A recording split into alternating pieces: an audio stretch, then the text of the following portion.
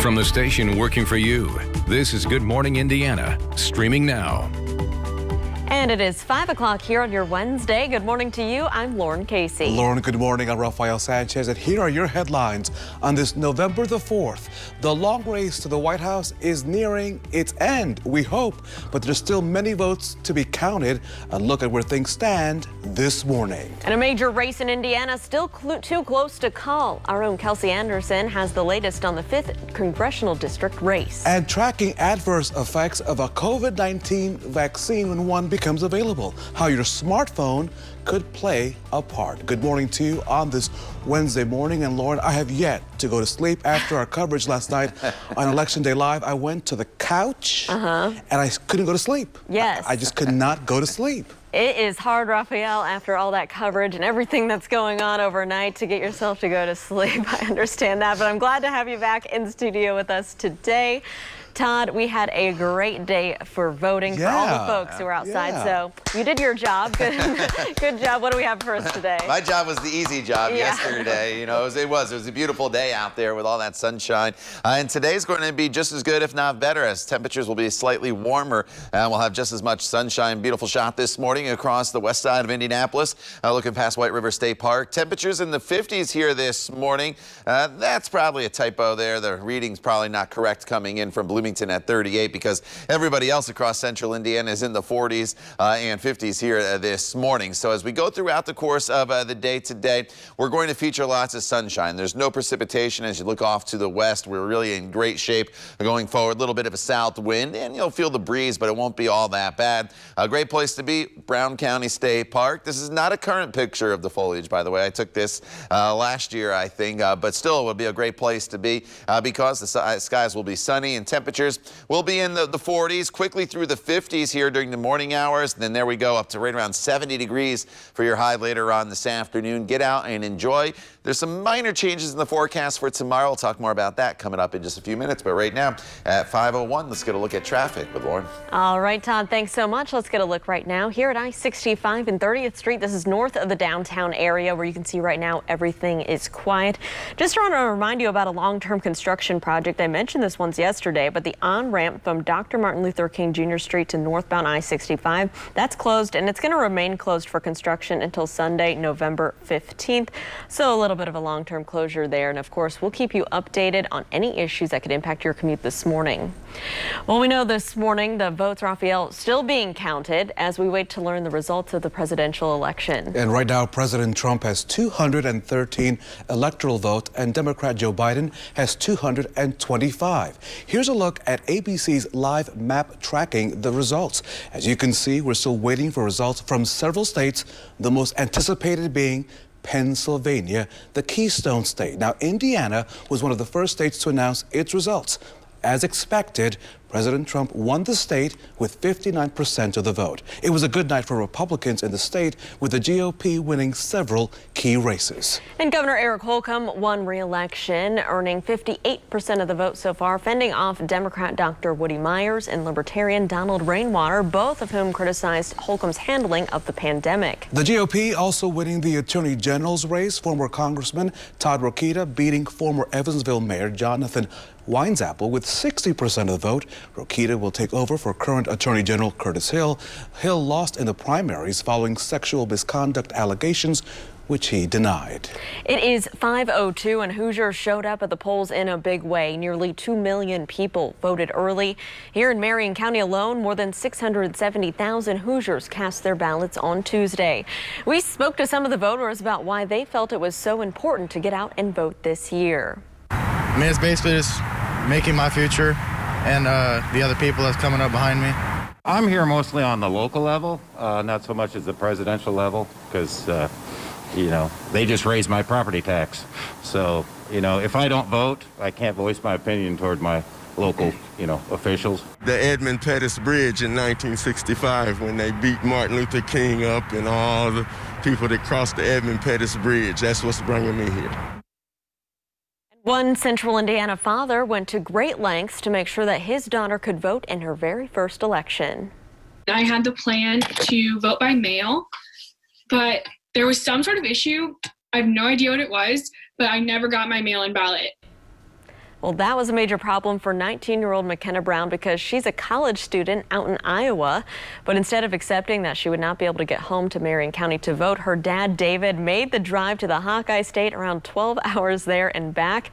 He says that they hesitated a bit before deciding that this long trip was worth it. I mean, we went back and forth a little bit on it. It is a long way, but in the end, that's how important it is to us. And so we're also very fortunate. I mean, we count our blessings, and we know we were able to do it. And I mean, McKenna was talking about she knows plenty of people at school that were further away or didn't have the resources. So and we wanted to make it count for us.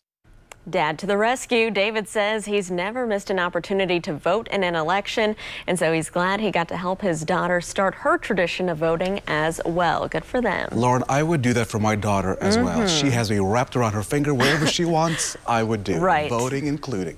The time now is 5:04 as we continue our Democracy 2020 coverage. One big race that has yet to be decided this morning is for the 5th District Congressional seat, which is still up for grabs. At this hour, Republican Victoria Sparks is ahead of Democrat Christina Hale.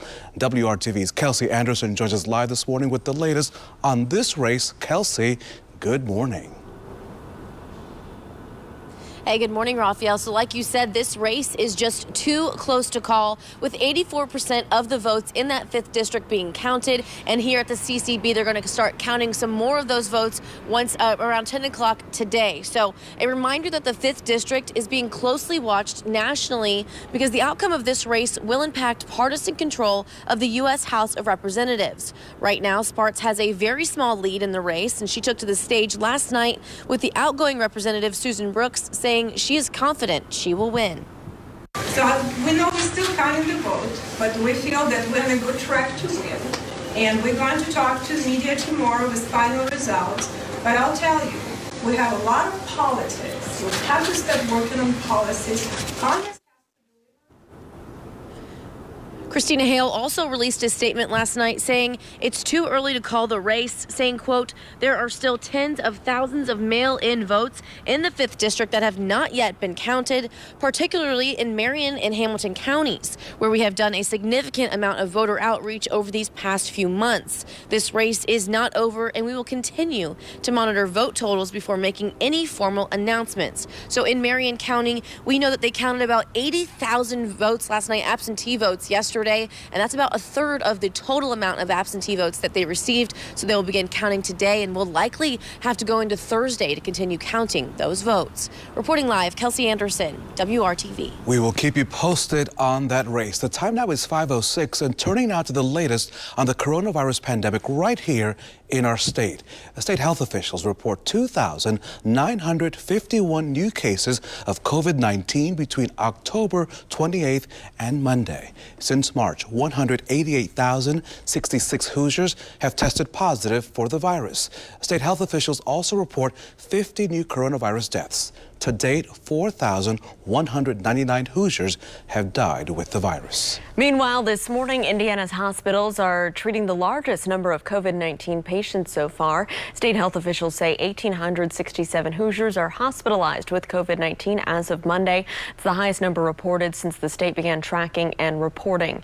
The state's coronavirus hospitalizations as of Monday mark a 95% jump in Indiana's COVID-19 patients during the past month. Across the country, hospitalizations for the coronavirus topped more than 50,000 patients Tuesday. It's estimated that 70% of the hospital beds are currently full with COVID-19, accounting for just under 11% of the hospitalizations. So, Lauren, there's a new tool to help track any potential adverse effects of a COVID-19 vaccine once one becomes available here in our country. And all you need is your smartphone. This is called V-Safe. It's a new smartphone-based active surveillance program for COVID-19. The tool is a way for the CDC to monitor vaccine recipients for any health problems through text messages and online surveys in the first week after a person receives the vaccine, and then weekly thereafter for 6 weeks.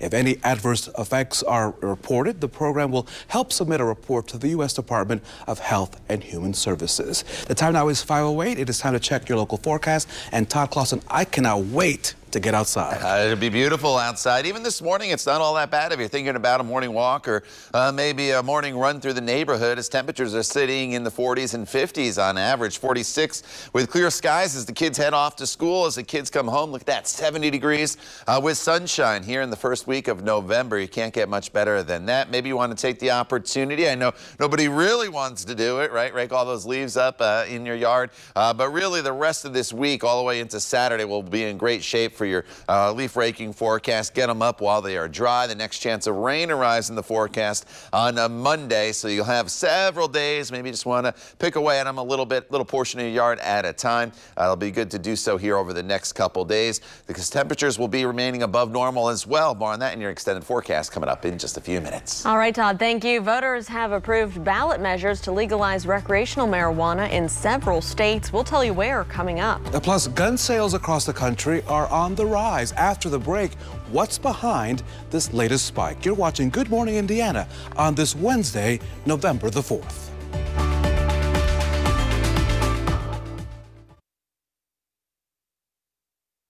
Welcome back to Good Morning Indiana. The time now is 5:12. The U.S. Postal Service will be the subject of a court hearing today after a ballot battle with a federal judge. Tuesday, the Postal Service said it would not be able to meet the judge's orders to search processing centers for undelivered mail-in ballots. It argued it would disrupt Election Day operations. The judge accepted its response of conducting the sweep a few hours before polls closed instead. However, the judge says it wants to discuss the Postal Service's initial lack of compliance with that court order. Well, Democrats are expected to retain control of the U.S. House of Representatives. They're looking to expand their majority now. Democrats flipped 2 seats in their favor, both of those in North Carolina. Meanwhile, Republicans gained a seat in Florida's 26th and 27th districts. Both seats were open as the 2 GOP incumbents were not in the general election. If neither President Trump nor Joe Biden wins 270 electoral college votes, the House has the ability under the Constitution to pick the next president when it convenes in January. Each state has only 1 vote for president, and a candidate needs 26 states to win. Meanwhile, the control of the U.S. Senate is still up in the air. This morning, several key Republicans did win re-election, including Senate Majority Leader Mitch McConnell. He defeated Democratic challenger Amy McGrath. McConnell is expected to seek re-election to his post if Republicans win the Senate. Control of the Senate is critical to any president. Under McConnell's leadership, President Trump appointed 3 conservative justices to the Supreme Court and more than 200 federal judges to lower court positions, a legacy that will long outlast his presidency. 2 women made history Tuesday night. Cori Bush will become the first black woman to represent Missouri in the U.S. House. She defeated Republican Anthony Rogers and Libertarian Alex Furman to win the state's first congressional district seat. Out in Delaware, Sarah McBride has won her Senate race, poising her to become the first and only openly transgender state senator in the U.S. and the country's highest-ranking transgender official. Several states voted to legalize marijuana for both recreational as well as medical use. New Jersey, Montana, and Arizona voters approved measures that made recreational marijuana made it legal. In South Dakota, voters passed measures to both legalize recreational and medicinal marijuana use. And medical marijuana usage was also legalized in the state of Mississippi. At 5:15, voters in Mississippi approved a new flag design on Tuesday. It replaces the 126-year-old banner that incorporated a version of the Confederate battle flag. The new flag features a magnolia, the state flower, on a dark blue background with red bars on either end. The flower is encircled by the phrase "In God We Trust" and the stars representing Mississippi as the 20th state. The flag also has a single star made of diamond shapes representing the Native American people who lived on the land before the others arrived. State lawmakers voted to replace the old flag in June after protests against racial injustice erupted across the country. The time now is 5:15, and 2020 has been a banner year for gun sales.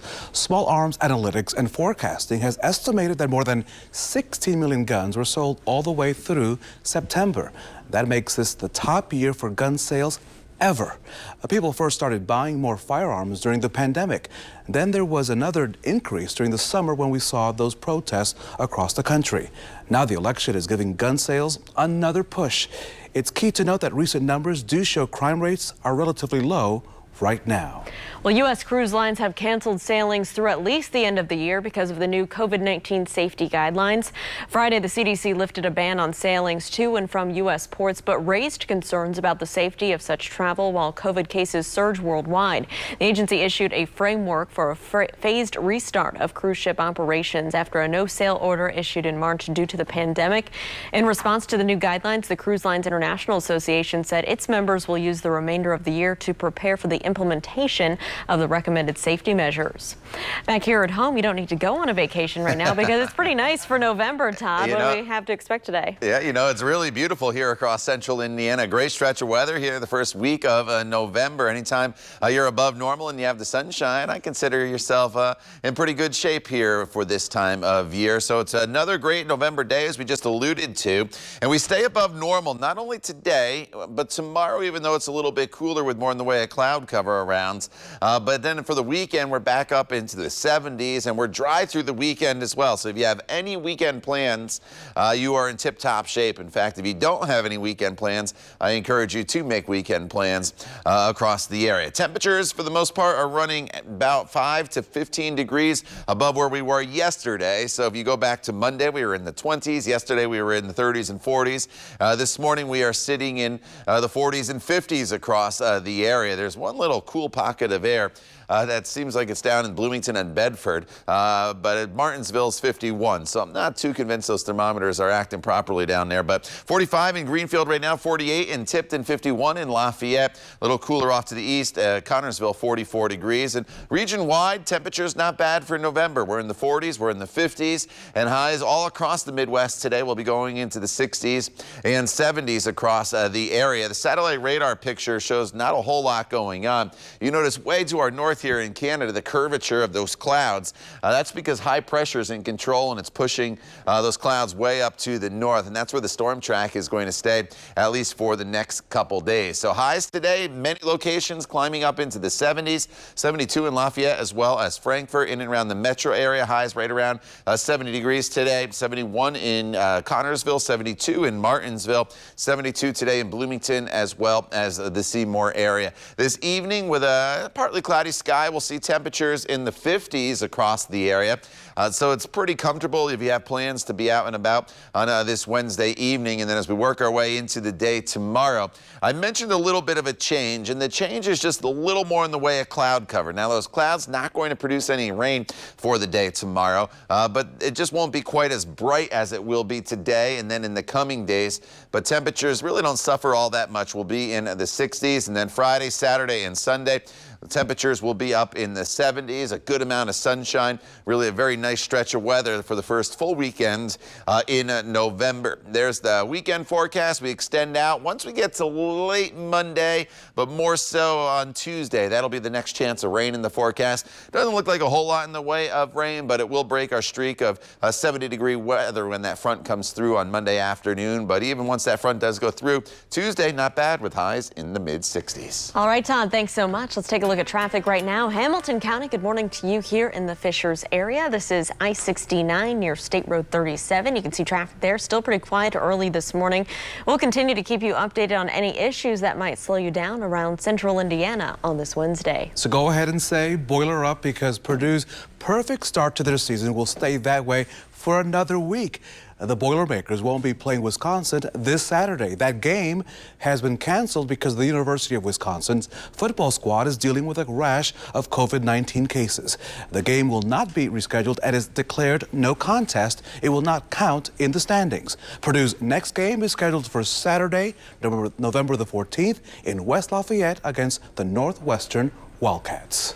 Well, the NFL, the Denver Broncos legend John Elway has tested positive for COVID-19. The Hall of Fame quarterback and general manager says he's experiencing minor symptoms. A spokesperson for the team says Elway is, quote, doing well. Broncos president and CEO Joe Ellis has also tested positive for the coronavirus. Like Elway, Ellis is quarantining at home and continues to work. The team says Elway and Ellis's cases appear to have originated independently outside of team facilities. Team officials say no players or coaches have been in close contact with either man. Meanwhile, the NFL, Lauren, has released new COVID-19 protocols.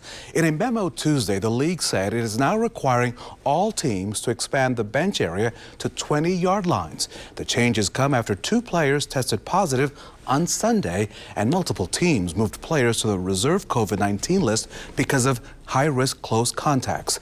The enhanced protocol also requires all players and staff to wear face coverings in the locker room on game day, including before the game, during halftime, and during post-game interactions. Home teams must also provide at least 250 disposable surgical masks on each of the sidelines. While Election Day went off without a hitch in most places, that wasn't the case in Madison County. Just ahead on Good Morning Indiana, why county commissioners decided not to use new voting machines even as the lines grew. It is 5:21. Stick around. We'll be right back.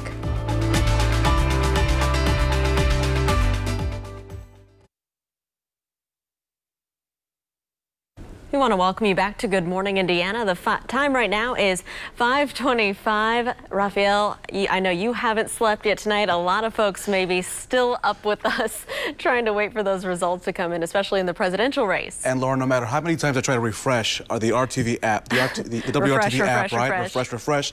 If you're waking up this morning, we still do not know the name of the next president. It could be Donald Trump. It could be Joe Biden. We just don't know. So we're in limbo, and so we'll figure out what's going to happen, of course, the next couple of days. Here's the ABC live tracking map. This is how the electoral votes stand as of now, but things are changing as we are waiting for the official votes to come in, of course, from Nevada and Arizona, and then, of course, the big blue states of Wisconsin, or maybe the big red states of Wisconsin, Michigan, and Pennsylvania. We'll see what happens. Of course, we are keeping a close eye on this throughout the day as we continue our coverage here. That's right. We don't know the numbers, the final numbers for this yet, but Todd has some numbers for us. He's pretty confident on these numbers, I would say. Yeah, you know, it's not 270. But it's 70. That's the high temperature later on this afternoon. Very good. I do have a number for you. This morning, we're getting off to a decent start here. Temperature's not all that bad. Little cool pocket of air down to the south where Bloomington and Bedford are in the 30s. But you go just north of there, and temperatures are in the 50s from Martinsville to Indy here, 51 in Lafayette, 40s in Peru, as well as Tipton. We'll use these pretty comfortable numbers on this Wednesday morning for a springboard, all the way up to 63 degrees already by the noon hour with mostly sunny skies. And as we transition into the afternoon, there is that 70-degree temperature. Should hit our high right around 3-4 o'clock this afternoon. Then even this evening, as the clouds increase a little bit, temperatures will be in the 60s. Plenty more on the political coverage, the news headlines, the weather, and traffic coming up when Good Morning Indiana continues in just a couple minutes.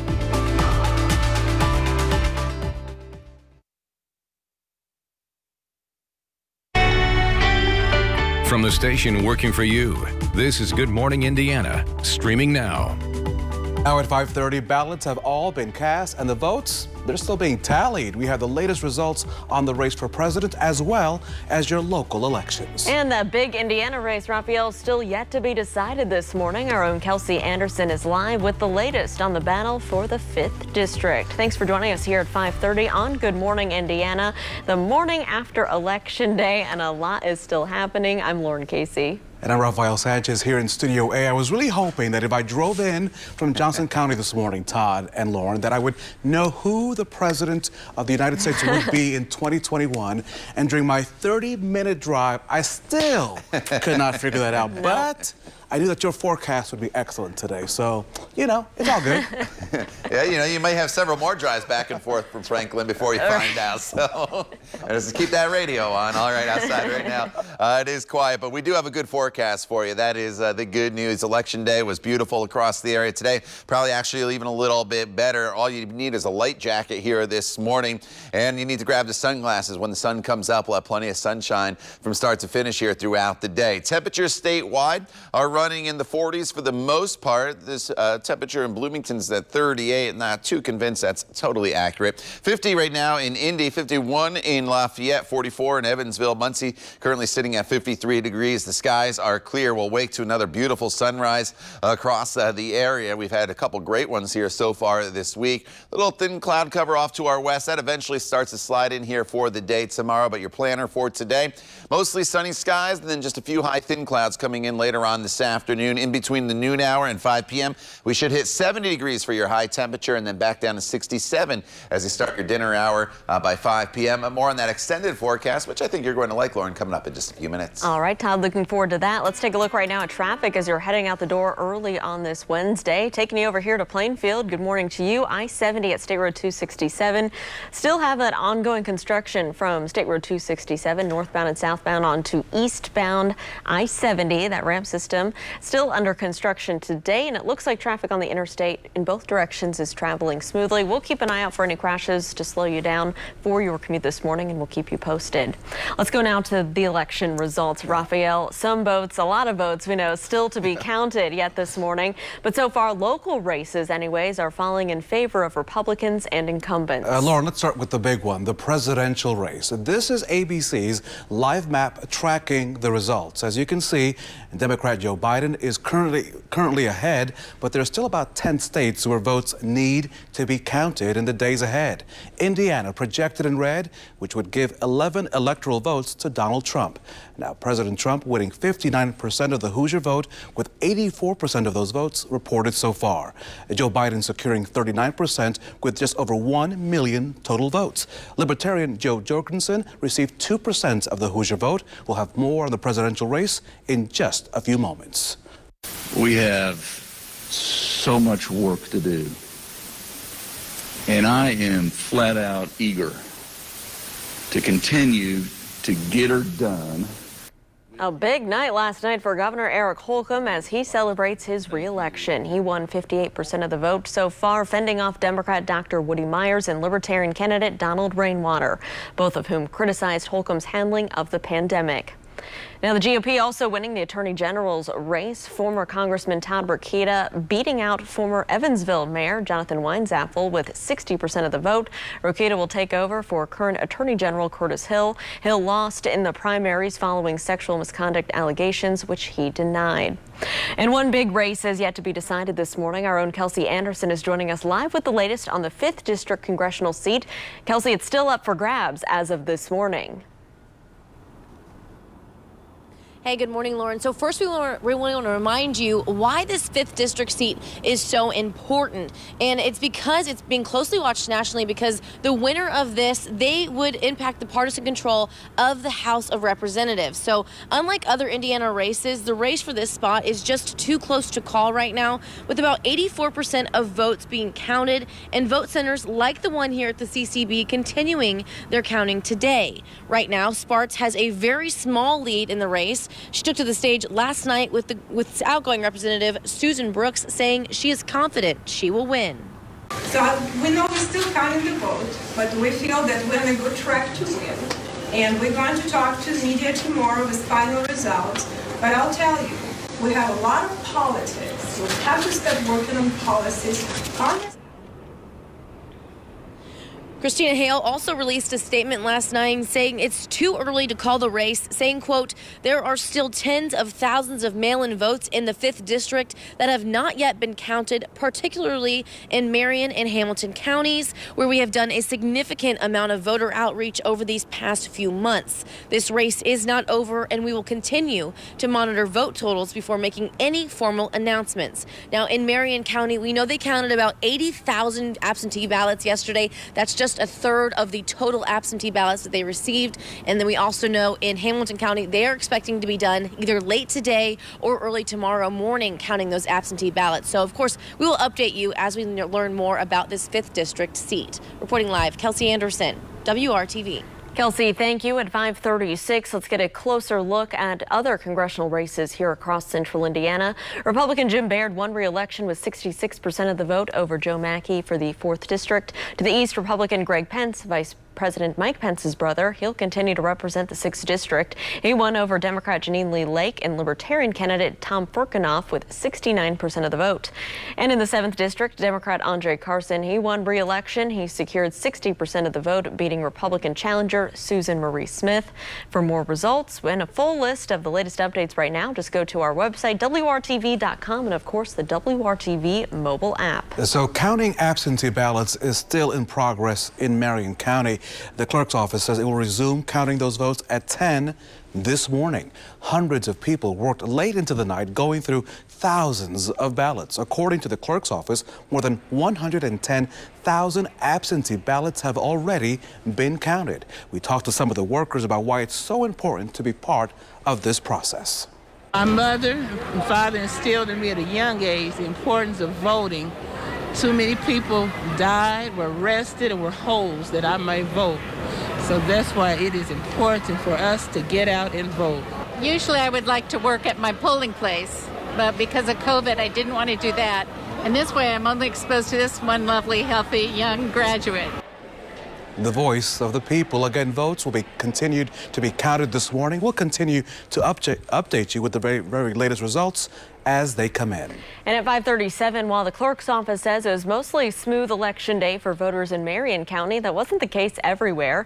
Take a look here at the long lines we saw in Madison County. That's where several problems were reported. Some voters say they waited almost 5 hours to cast their ballots yesterday. According to the county clerk, part of that was because they didn't have enough voting equipment. They purchased 170 new voting machines last year and originally planned to use voting centers instead of traditional polling places, but then that plan was rejected last minute by county commissioners, forcing them to scramble.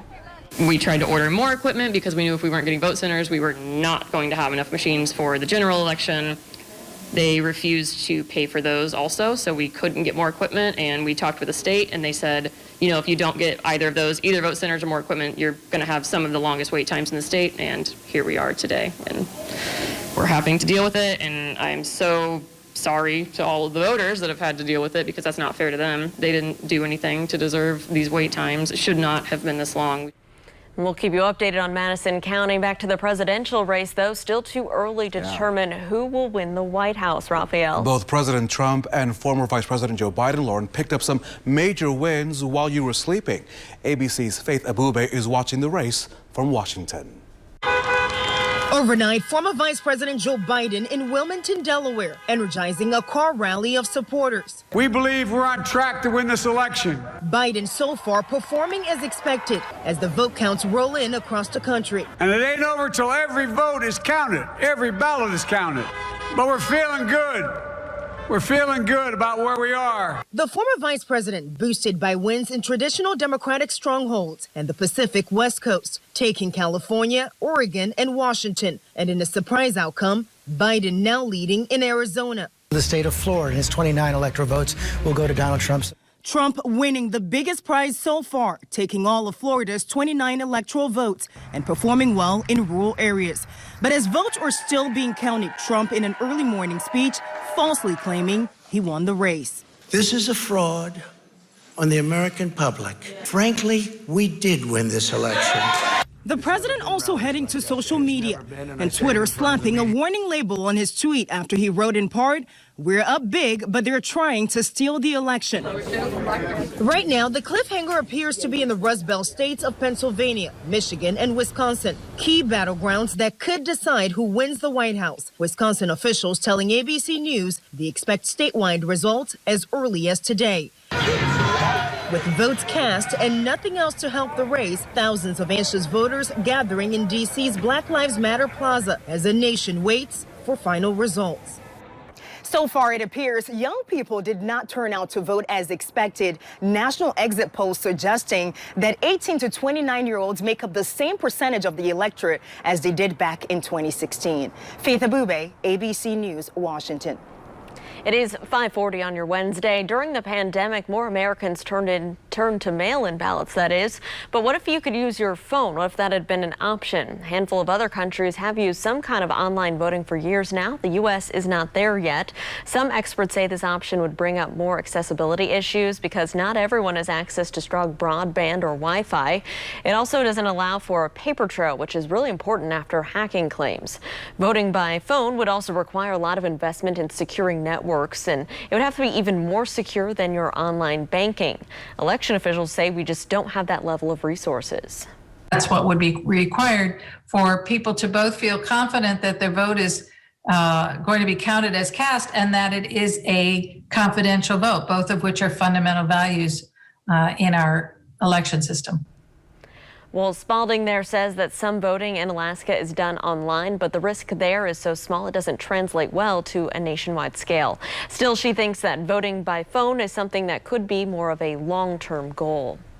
Let's get a check of our Wednesday forecast right now. Todd, what can we expect as folks wake up this morning? You know, as you walk out the door, no weather-related issues. It's a nice, calm and quiet morning for us with temperatures that really aren't all that bad. I doubt you'll have to even put those heat seaters on if you have them in your car, or maybe you just have to turn the heat up just a tiny bit with temperatures on average that are in the 40s, but many of you are in the 50s. The sun comes up a little after 7 o'clock, and we'll have plenty of sunshine. As you head home, partly cloudy skies, temperature on average right around 67 degrees, but most of us should be able to hit 70 degrees for our high temperature later on this afternoon. And here's even better news. It's not just a 1 or 2 day deal. We're going to deal with high temperatures right around 70 degrees here for the foreseeable future. In fact, all the way through the weekend, we should be well above that normal high of 59 degrees to go along with the warmth, dry conditions as well. We'll break everything down for you in your 7-day planning forecast coming up in just a few minutes. All right, Todd, thank you. So are you feeling extra stressed because of the election? Who isn't right now? Coming up, what experts recommend you can do to help with that anxiety. I could use some extra sleep this morning, right. But across the country, more kids are being diagnosed with COVID-19. Still ahead, why health officials say they're seeing a big spike in cases. You're watching Good Morning Indiana right here on WRTV.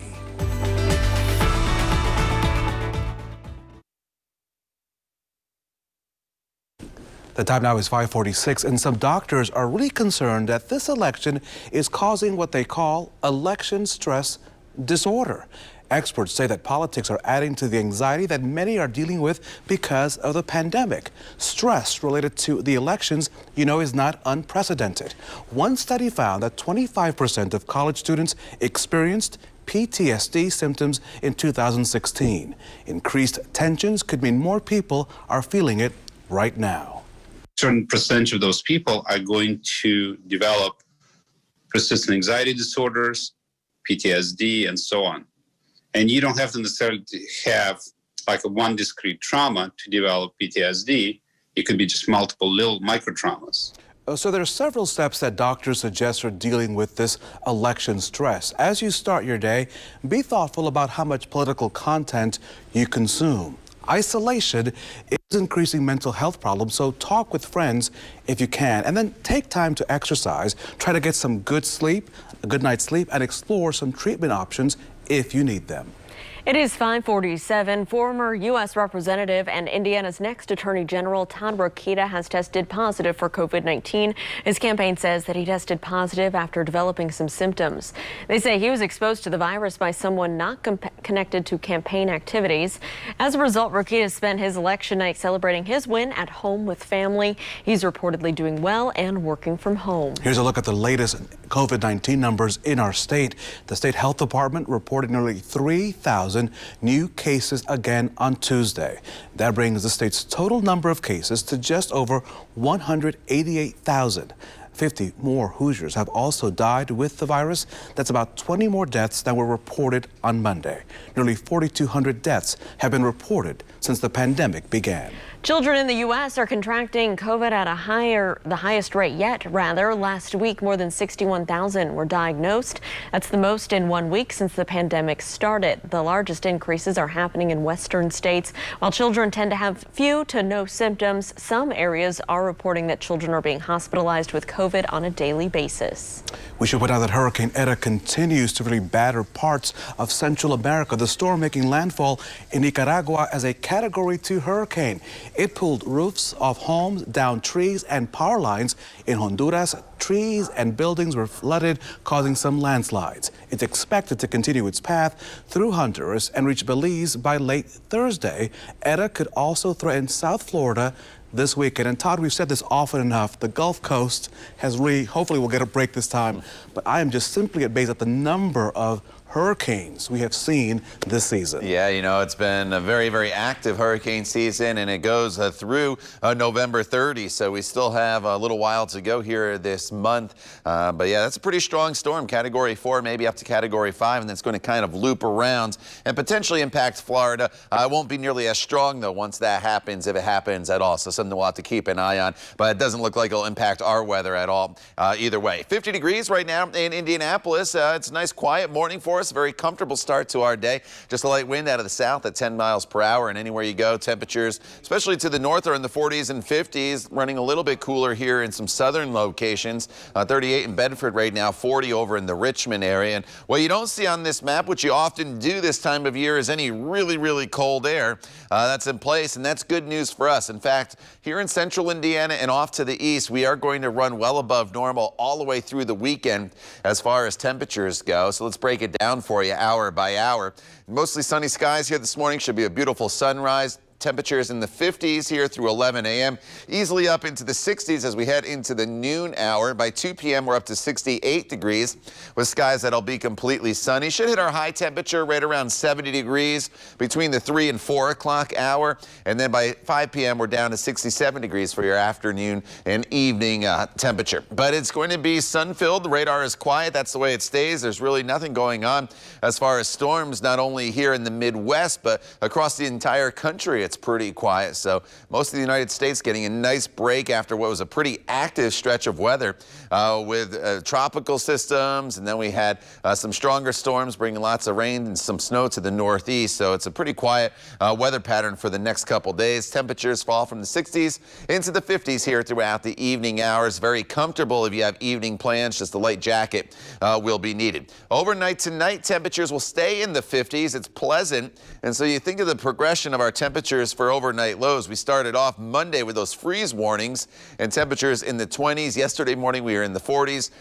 This morning we're in the 40s and 50s, and then tomorrow morning more of the same 40s and 50s as far as high temperatures go.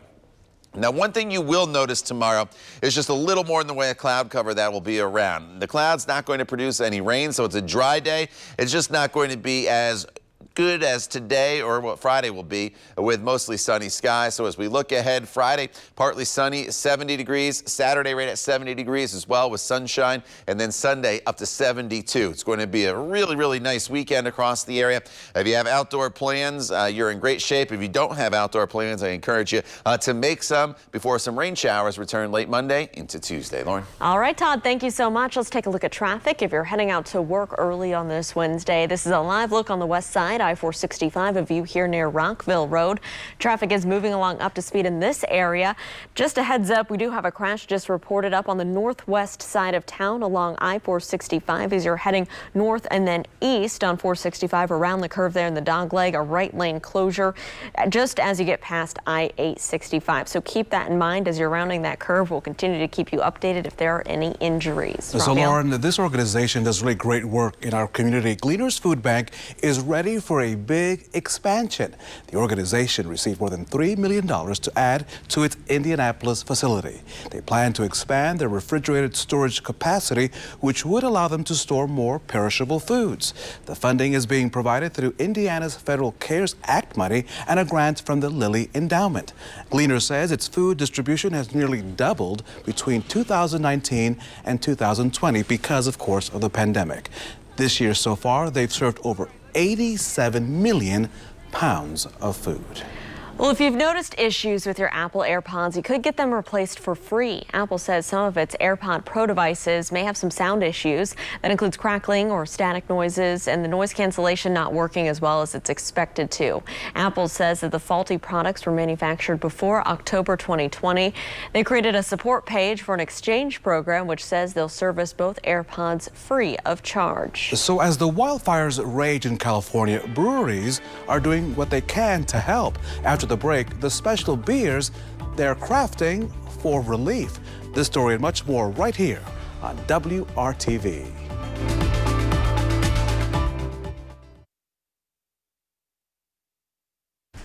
Welcome back. The time right now is 5:56. Here is a live look right now up near the dogleg I-465 and I-865 on the northwest side.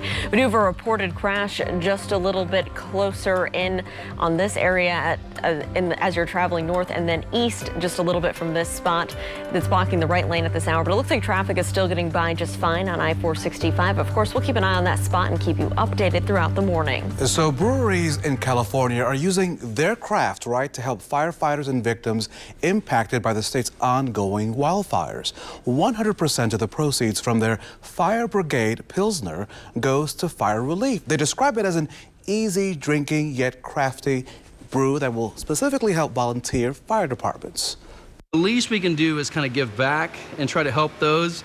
And again, the reason is because it is so hard, it is so bad out there, you got to do something, bring a little hope. A total of 9 breweries are participating in this effort, and even though business is down because of the pandemic, they say they're just glad that they can do something to help those firefighters. And Todd, I'd be more than willing to buy a couple of those adult beverages after staying up all night on this presidential politics stuff. And I'd be more than happy to help you drink one of those adult beverages and support a good cause, right? All right, outside right now, 40s and 50s in most locations. It's a decent start to our day. It's going to be really nice here this afternoon as well. Maybe find yourself a patio across central Indiana. Temperatures in the 70s for everybody with mostly sunny skies. This night's weather will continue into the weekend. More on your forecast. Latest news headlines as well coming up when Good Morning Indiana continues.